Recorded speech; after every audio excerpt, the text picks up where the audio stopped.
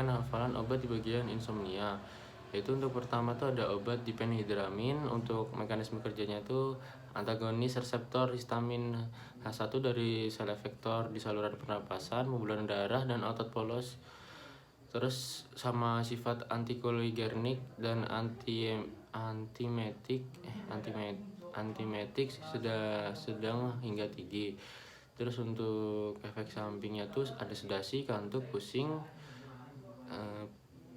terus kayak koordinasi yang lain tuh terganggu. Terus interaksi obatnya tuh inhibitor MAO memperpanjang dan mengintensifkan efek antikolinergik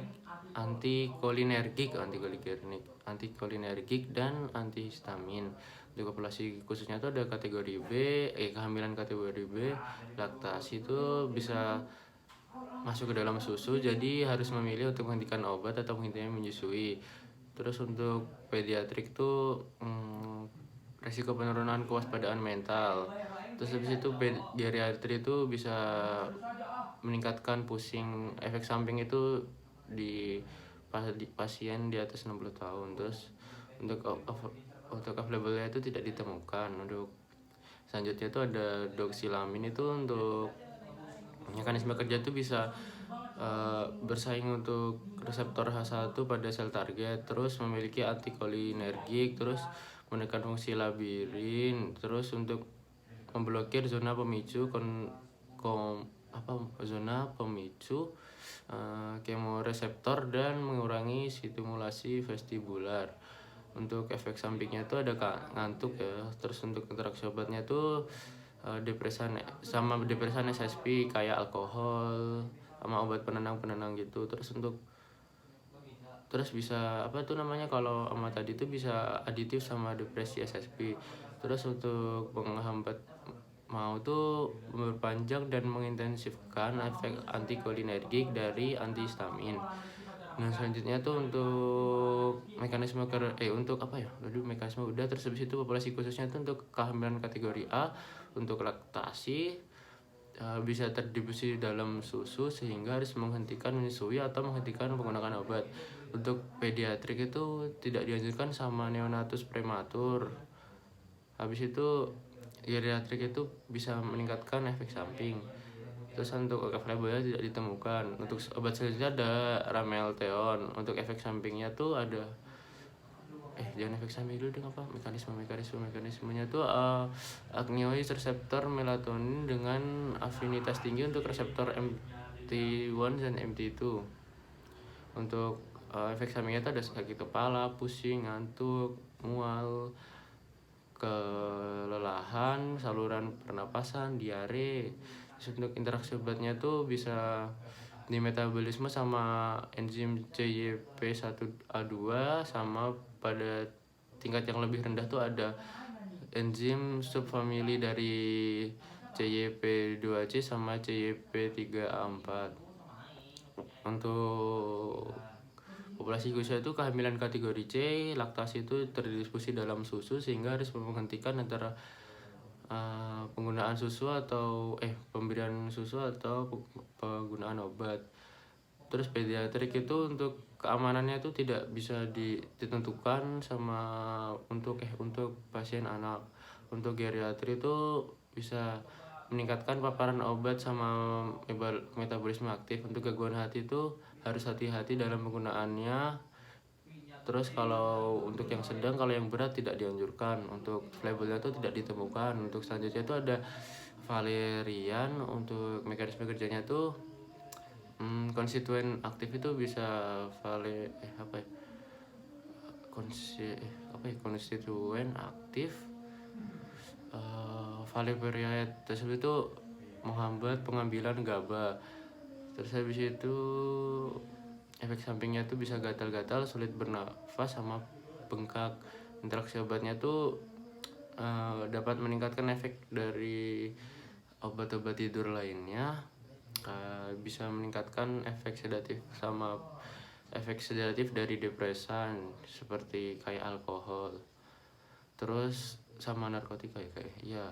Terus habis itu valerian dapat mengganggu beberapa obat resep dan mungkin berinteraksi dengan suplemen makanan lainnya.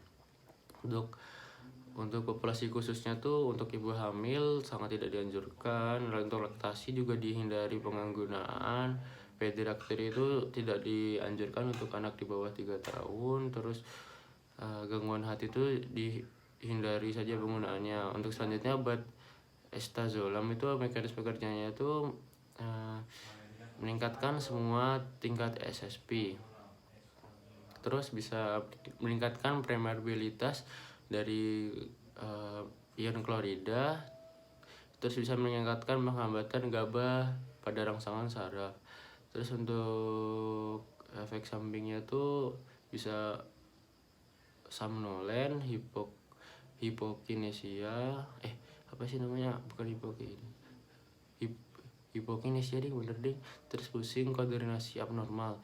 Terus habis itu ada interaksi obatnya tuh bisa di metabolisme oleh CYP3A4, terus bisa mengabatkan isonezib CYP1A2, terus yang lain tuh ada CYP2A6, CYP2C3, CYP2C19, terus dan lain-lain. Terus selanjutnya tuh populasi khususnya tuh untuk kategori hamilan X. Untuk laktasi tidak dianjurkan penggunaannya. Untuk pediatrik itu keamanan dan kemanjuran tidak ditetapkan pada anak di bawah 18 tahun. Terus geriatri itu bisa meningkatkan sensitivitas terhadap dosis yang digunakan awal rendah dan harus dipantau secara ketat penggunaannya. Untuk gangguan hati itu bisa meningkatkan sensitivitas di efek SSP. Terus untuk gangguan ginjal tuh juga sama, meningkatkan sensitivitas efek SSP yang bisa merugikan. Untuk off labelnya tidak ditemukan. Untuk obat selanjutnya ada Zalepton, itu tuh untuk mekanisme kerjanya tuh apa ya,